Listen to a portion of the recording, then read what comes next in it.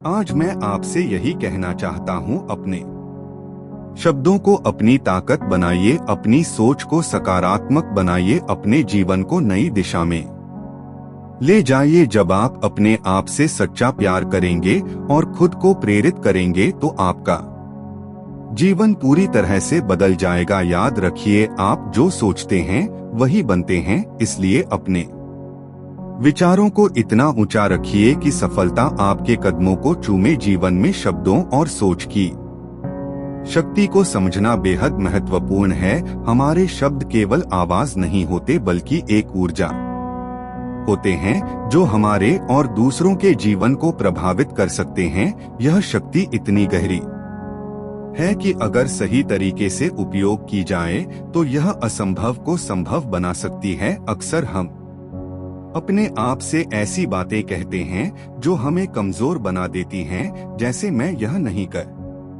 सकता, मेरे पास पर्याप्त समय नहीं है, मैं सक्षम नहीं हूँ। क्या आपने कभी सोचा है कि यह शब्द आपकी सोच और आपके कार्यों को कितना प्रभावित करते हैं? अगर आप खुद को बार बार यह बताएंगे कि आप असफल हैं, तो आपके अंदर की ऊर्जा वैसी ही हो जाएगी। लेकिन अगर आप खुद को यह विश्वास दिलाएं कि मैं सक्षम हूं, मुझे अपने लक्ष्य तक पहुंचने से कोई नहीं रोक सकता, मैं हर परिस्थिति का सामना करने के लिए तैयार हूं, तो आपकी सोच बदलने लगेगी। और याद रखिए, जब सोच बदलती है तो जीवन भी बदल जाता है।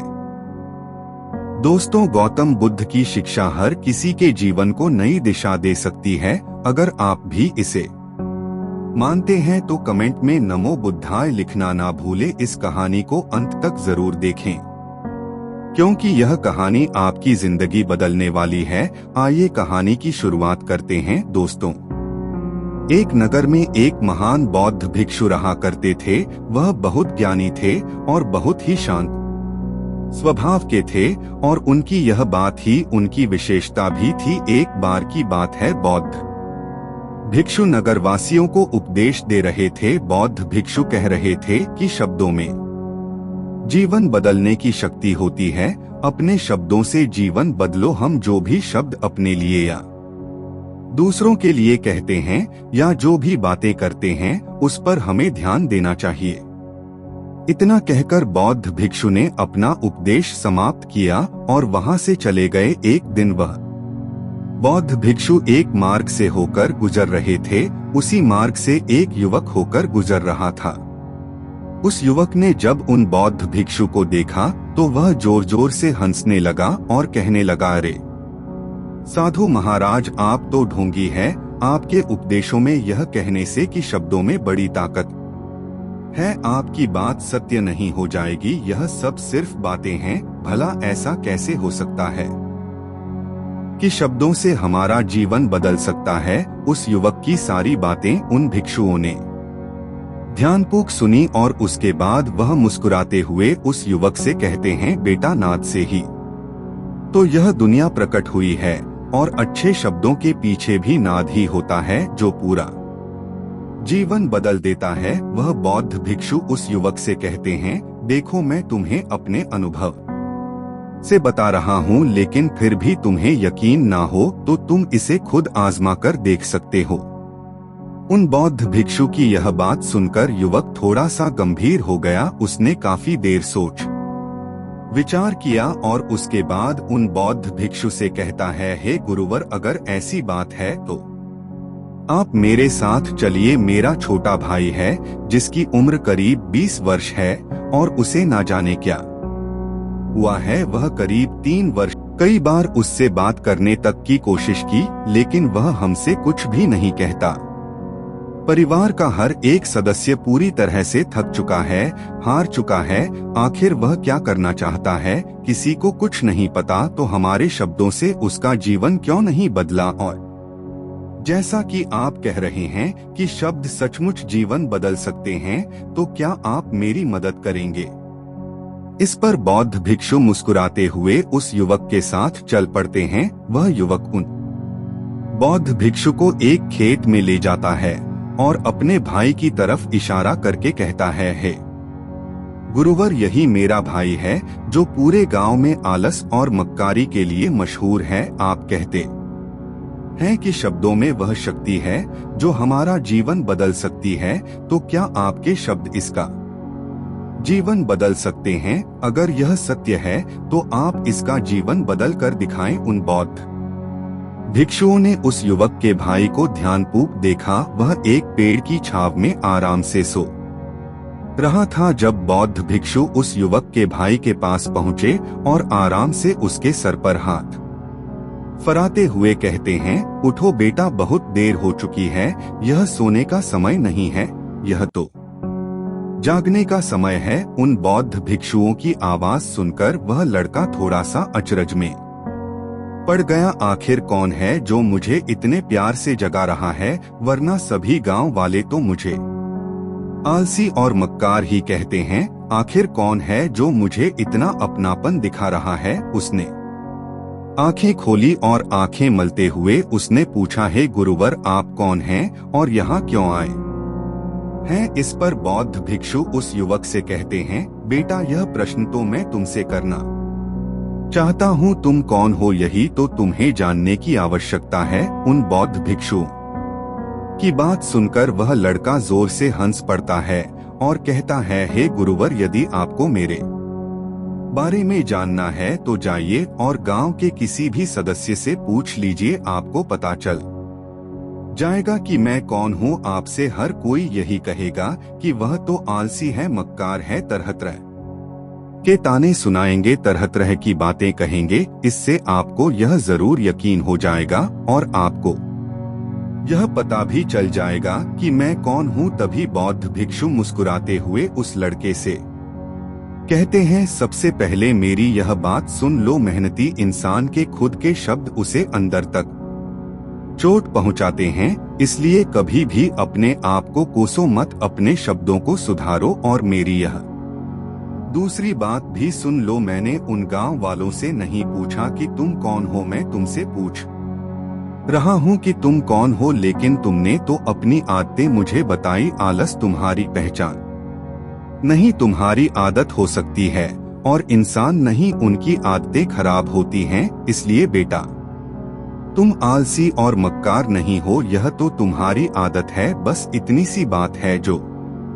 गांव वाले नहीं समझ सकते। यह सारी बातें सुनकर वह लड़का थोड़ा सा आश्चर्यचकित रह गया, क्योंकि गांव वाले हमेशा उसे मक्कार, आलसी और तरह तरह के ताने ही सुनाया करते थे। उन बौद्ध भिक्षुओं की यह बात सुनकर उस लड़के की आंखों में आंसू आ गए। वह तुरंत ही दोनों हाथ जोड़कर उन बौद्ध भिक्षु के चरणों में गिर पड़ा और उनसे कहने लगा, आप सत्य कहते हैं, यह मेरी आदत ही है और मैं इस आदत से बहुत परेशान हूँ। मैंने बहुत कोशिशें भी की, लाख उपाय किए, लेकिन मैं अपनी इस आदत से छुटकारा ना पा सका। इन आदतों से बाहर आना बहुत कठिन है। मैंने कई बार आलस छोड़ने का प्रयास तक किया, पूरी कोशिश भी की, लेकिन कोई लाभ नहीं हुआ। मैं जब भी कोई कार्य करने की कोशिश करता हूँ तो पता नहीं क्यों मेरा मन कहीं और भागने लगता है। मेरा दिमाग किसी और दिशा में काम करने लगता है और मैं उस काम पर ध्यान ही नहीं दे पाता। मैं क्या करूं, कैसे करूं, मुझे कुछ भी समझ नहीं आता। जब भी मैं किताबें पढ़ने की कोशिश करता हूं तो मुझे नींद आने लगती है। मन में एक अजीब सा दर्द महसूस होता है। ऐसा लगता है कि मेरा जीवन यूं ही व्यर्थ जा रहा है, और जब मैं इस दर्द को बर्दाश्त नहीं कर पाता तो मैं सो जाता हूं, ताकि जब मैं उठूं तो मुझे दर्द ना महसूस हो। और अब तो मुझे यह भी यकीन हो चुका है कि मैं इन आदतों से नहीं निकल सकता। यह आदतें मुझे नहीं छोड़ने वाली। इस पर बौद्ध भिक्षु उस लड़के से कहते हैं, बेटा, यदि तुम इस आलस की आदत को छोड़ना चाहते हो तो मैं तुम्हें एक सही उपाय बता सकता हूँ, लेकिन उसके लिए तुम्हें कल सुबह मुझे मिलना होगा। तभी वह तरीका मैं तुम्हें बताऊंगा। यदि तुम उस तरीके को सीखना चाहते हो तो कल सुबह मेरे पास चले आना। इतना कहकर बौद्ध भिक्षु वहां से चले गए, लेकिन उन बौद्ध भिक्षु की सारी बातें उस लड़के के कानों में गूंज रही थी। वह यह समझ नहीं पा रहा था कि आखिर वह बौद्ध भिक्षु उसे कौन सा मार्ग दिखाने वाले हैं। वह ऐसा कौन सा उपाय बता देंगे जिससे उसके जीवन से आलस्य हमेशा हमेशा के लिए खत्म हो जाएगा। देखते रात हो गई। रात भर वह अपने बिस्तर पर करवट लेता रहा और उन बौद्ध भिक्षु की बातों के बारे में सोचता रहा। इसी प्रकार देखते ही देखते सुबह हो गई और वह लड़का उन बौद्ध भिक्षुओं के पास जा पहुंचा। वह लड़का उन बौद्ध भिक्षु को प्रणाम करता है और कहता है, गुरुवर, जैसा कि आपने कहा था, लीजिए मैं आ गया। अब मुझे वह मार्ग बता दीजिए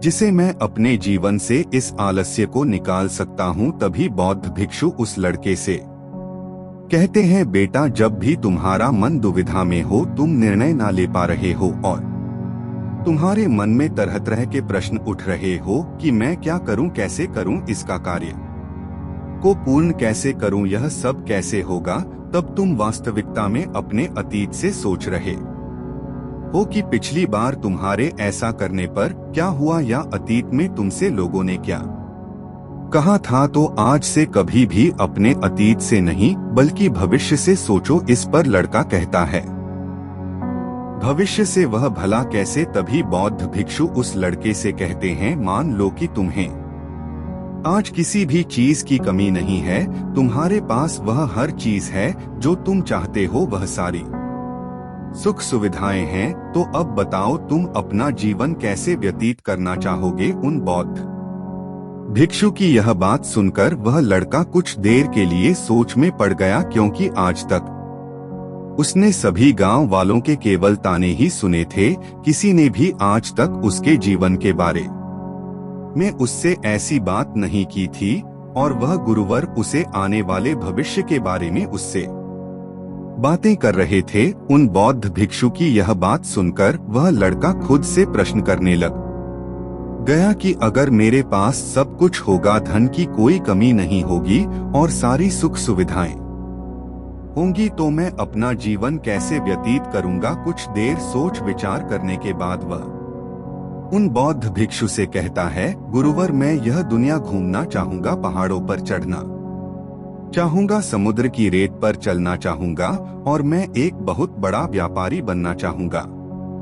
तभी अचानक उस लड़के का ध्यान टूट गया और वह उन बौद्ध भिक्षु से कहता है, परंतु हे गुरुवर, यह सब कैसे संभव होगा। केवल मेरी मात्र सोच लेने से तो यह सब पूरा नहीं होने वाला। उसके ऐसा कहते ही उसके अतीत में बीती हुई सारी घटनाएं उसकी आंखों के सामने से गुजरने लगी और वह एक बार फिर से निराश होने लगा और अब वह यह सोचने लगा कि मेरे पास तो पैसे ही नहीं है, तो मैं भला व्यापार कैसे कर सकता हूँ, ना ही मेरे पास व्यापार का कोई अनुभव है। ऐसी स्थिति में मैं भला यहाँ से कैसे निकल सकता हूँ। उस लड़के के इस प्रश्न का जवाब देते हुए वह बौद्ध भिक्षु उस लड़के से कहते हैं, बेटे, हर रात में सोने से पहले तुम हर दिन अपना लक्ष्य एक कागज पर लिखो और सुबह उठकर सबसे पहले उस लक्ष्य को देखो और सोचो कि उस लक्ष्य को पाने के लिए तुम आज क्या कर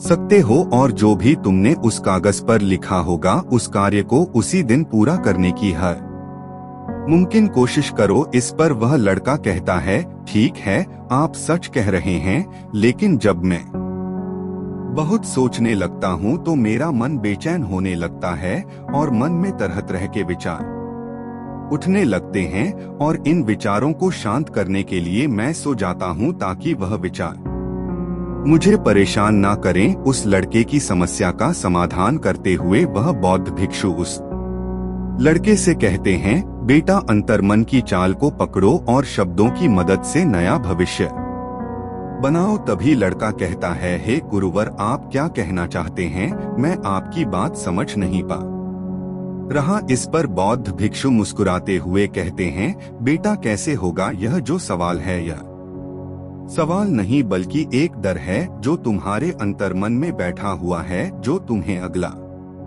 कदम लेने से रोक रहा है, तुम्हें कदम आगे बढ़ाने से रोक रहा है। यदि तुम वास्तविकता देखो तो किसी को भी नहीं पता होता कि वह कार्य कैसे होगा, लेकिन एक इंसान जब दृढ़ निश्चय कर लेता है तो वह अपने उद्देश्य को सामने रखकर लगातार प्रयास करता रहता है और वह अपनी सफलता प्राप्त कर ही लेता। तभी वह लड़का उन बौद्ध भिक्षु से कहता है कि हे गुरुवर, अगर ऐसी बात है तो मन में बार बार चिंता क्यों होती है, मन बार बार बेचैन क्यों हो उठता है। इस पर बौद्ध भिक्षु कहते हैं, बेटा क्योंकि तुम्हें डर है कि तुम कमजोर हो, तुम्हारे अंतर्मन में बैठा है कि तुम में कुछ कमी है, तुम किसी काम के नहीं हो और यही कारण है कि तुम कोशिश करने से डरते हो, क्योंकि तुम्हारा अंतर्मन हमेशा तुम्हें रोकता रहता है।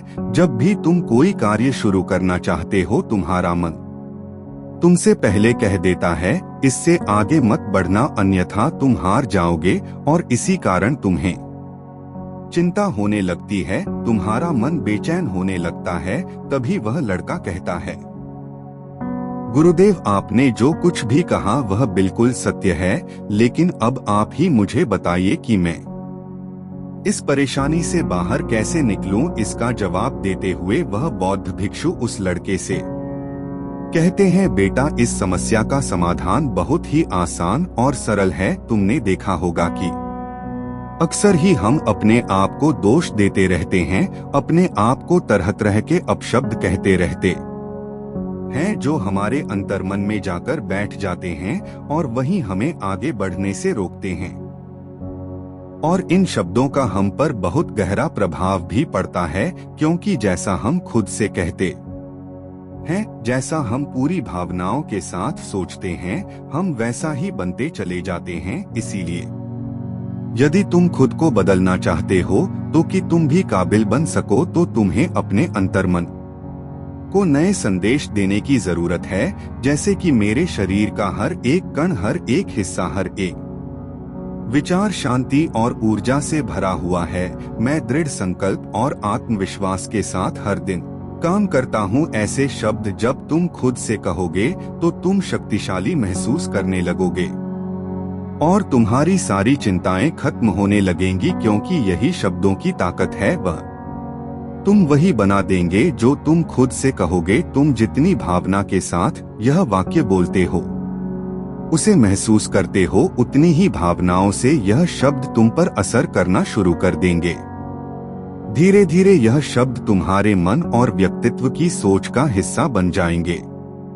लेकिन मेरी एक बात याद रखना कि तुम्हारा अंतर्मन इतनी आसानी से नहीं मानने वाला। जब तुम आगे बढ़ो तो मौका मिलते ही वह तुम्हें पीछे खींचेगा। तुम्हारे अतीत के बीते हुए सारे कड़वे अनुभव तुम्हें याद दिलाएगा, ताकि तुम डर जाओ और एक बार फिर से अपने लक्ष्य का पीछा करना छोड़ दो। लेकिन तुम्हें इसकी चिंता नहीं करनी है। उन सकारात्मक शब्दों के कारण तुम्हारा मन सकारात्मक विचारों को स्वीकार करने लगेगा।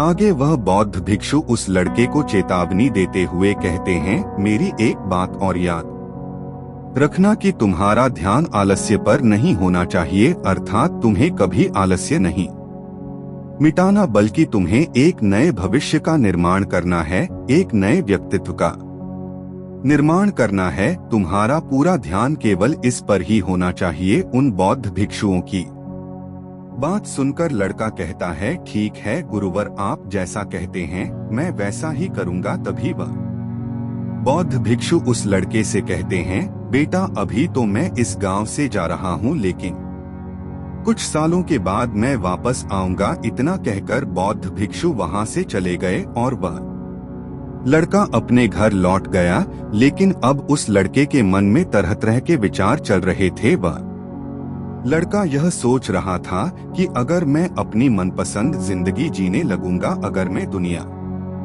घूमने लगा, नए लोगों से मिलने लगा और अपनी पसंद का काम करने लगा, तो मेरी जिंदगी कैसी होगी। उस बात को ध्यान करके उसने एक कागज पर अपना लक्ष्य लिखा और लिखकर सो गया। अगली सुबह जब उसकी आंखें खुली तो उसने उस पेपर पर लिखा हुआ लक्ष्य एक बार दोहराया। उसके बाद वह कुछ देर के लिए शांत हो गया। तभी उसे उन बौद्ध भिक्षु की बात याद आई कि तुम अपने लक्ष्य के लिए आज क्या कर सकते हो? उसने खुद से सवाल किया कि मैं आज अपने इस लक्ष्य को प्राप्त करने के लिए क्या कर सकता हूँ। तभी उसे एक बार फिर से उस पेपर की तरफ ध्यान दिया। उस पेपर पर लिखा था कि मैं बाजार जाता हूँ और लोग व्यापार करने कि कौन सी चीजें कौन से सामान लेकर आते हैं, मैं उन चीजों को देखता, उन चीजों को पता करता और पढ़ने के बाद तुरंत ही बाजार चला गया।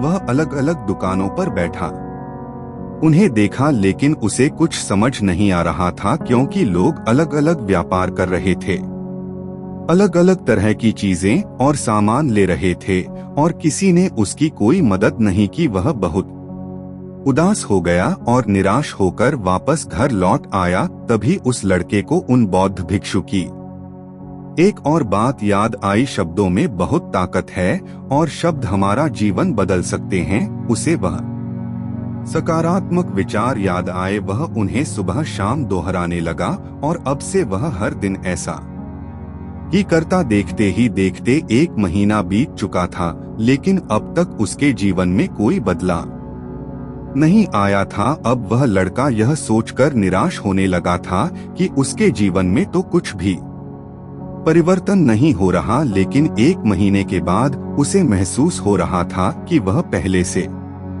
अच्छा महसूस कर रहा है। उसका दिमाग अब अच्छी तरह से सोच पा रहा है। वह पहले से ज्यादा चलने फिरने लगा है। धीरे धीरे उसे समझ में आने लगा कि जो लोग आगे बढ़ते हैं, महान काम करते हैं, उनकी सोच में कितना अंतर होता है। वे लोग हमेशा शक्तिशाली विचार सोचते हैं। दूसरों की छोटी सोच और डर से वह कभी प्रभावित नहीं होते। जब भी उनके सामने कोई मुश्किल आन पड़ती तो वह घबराते नहीं, बल्कि उस समस्या का समाधान निकालते हैं। इस समस्या के समाधान पर ध्यान केंद्रित करते हैं और ना ही वह कभी किसी का इंतजार करते हैं। वह केवल खुद पर विश्वास करते हैं और तुरंत ही कदम आगे बढ़ाते हैं। जब उस लड़के को यह सारी बातें समझ में आने लगी तो उसने भी धीरे धीरे अपने कदम आगे बढ़ाने शुरू किए। उसने बिल्कुल वैसा ही व्यवहार करना शुरू किया।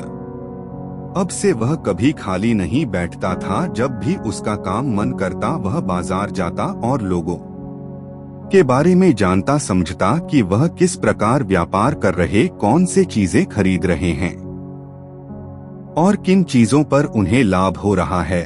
और जब उसका मन करता तो अपने पिता की मदद भी करता था। वह अपने पिता के साथ मंडी में जाता, वहां पर जाकर मोलभाव करता, हमेशा कुछ न कुछ सीखने में ही जुटा रहता है। तभी एक दिन गांव में एक मसाले का व्यापारी आया। उसे कुछ पढ़े लिखे नौजवान की जरूरत थी जो माल की गिनती कर सके और हिसाब रखने का काम कर सके। वह लड़का अपने लक्ष्य को जानता था कि उसे क्या पाना है। उसे समझ में आ गया था कि इस काम से उसे बहुत कुछ सीखने को मिलेगा। बेहिचक उस सेठ के पास पहुंच गया। वह जानता था कि उसे उस काम के बहुत कम पैसे मिलेंगे, लेकिन फिर भी वह उस काम को करने के लिए तैयार था। अब उस लड़के की सोच पूरी तरह से बदल चुकी थी। अब वह बाकी लोगों की तरह नहीं सोचता था, बहुत ईमानदार और समझदारी से काम करता था। देखते ही देखते करीब 3 महीने बीत गए और अब व्यापारी यह समझ चुका था कि नौजवान बहुत ही समझदार है और वह उसे व्यापार में बहुत मदद करता है। इसलिए उस मसाले के व्यापारी ने उस लड़के को अपना सहायक बना लिया। उस व्यापारी ने देखा कि इस लड़के की दिनचर्या सबसे अलग है। यह हर दिन पढ़ता है, लिखता है, सुबह उठकर ध्यान करता है, नई चीजें सीखता है, परेशानी आई तो भी विचलित नहीं होता। यह सबसे सम्मान से बात करता है, सबका आदर करता है। देखते ही देखते 1 साल बीत चुके थे और अब तो व्यापारी उस नौजवान से बहुत खुश था। उसने धीरे धीरे उस नौजवान को व्यापार के सारे गुण सिखा दिए और देखते ही देखते वह लड़का अब एक छोटा सा व्यापारी बन चुका था। और जब उस लड़के के अंदर व्यापार की समझ आ गई तो उसने जड़ी बूटियों का व्यापार शुरू कर दिया और देखते ही देखते केवल कुछ ही वर्षों में उस नगर का सबसे बड़ा व्यापारी बन गया। लोग उसे सबसे बड़े व्यापारी के नाम से जानने लगे। उसका नाम दूर दूर तक फैलने लगा। करीब 5 वर्षों बाद जब वह वापस अपने घर लौटा तो लोग बहुत हैरान थे। उसे देखकर लोग बहुत अचंभित थे। उसके सारे जानने वालों ने उस लड़के से पूछा, तुम इतना कैसे बदल गए? तब उसने कहा, उन गुरु ने सच ही कहा था, शब्दों से हम जीवन बदल सकते हैं। दोस्तों, इस कहानी से हमें यह सीखने को मिलता है, हमारे शब्दों और विचारों में अद्भुत शक्ति होती है। नकारात्मक सोच और शब्द हमें कमजोर बनाते हैं, जबकि सकारात्मक सोच और आत्मविश्वास हमारे जीवन को सफलता और शांति की ओर ले जाते हैं। इसलिए हमेशा सोच समझकर शब्दों का चयन करें और अपने विचारों को सकारात्मक रखें। दोस्तों, उम्मीद है कि आपने आज की इस वीडियो से जरूर कुछ ना कुछ सीखा होगा। तो इस वीडियो को लाइक और अपने दोस्तों के साथ शेयर करना ना भूलें। हमें ऐसे ही सपोर्ट करने के लिए चैनल को सब्सक्राइब और घंटी बटन को जरूर दबा दें। तो चलिए मिलते हैं एक और वीडियो में। तब तक के लिए अपना ख्याल रखें। धन्यवाद।